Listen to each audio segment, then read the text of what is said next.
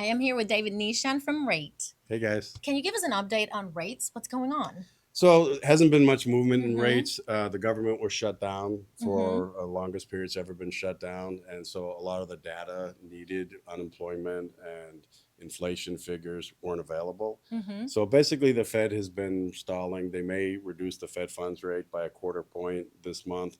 But what most people don't understand is the Fed funds rate isn't tied directly to mortgage backed securities. So tell me how it works. So when the Fed drops the Fed funds rate, it helps credit card interest rates, car Mm-hmm. loans, and home equity lines.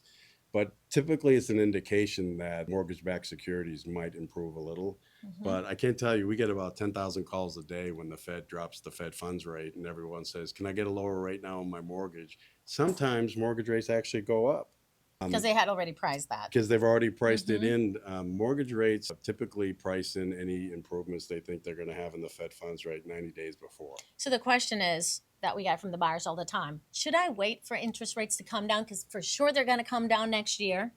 So we've been hearing for 3 years that rates were going to come down, and they have. They used to be in the mid to low sevens, and then they're now in the mid to low sixes.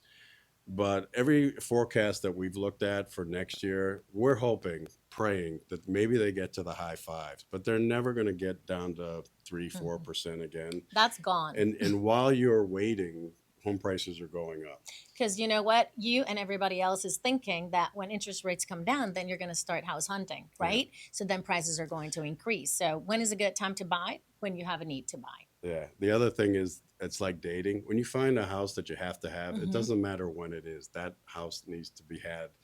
Date the interest rate and buy the house or marry the house. We can always refinance you if rates do drop. So give us a call.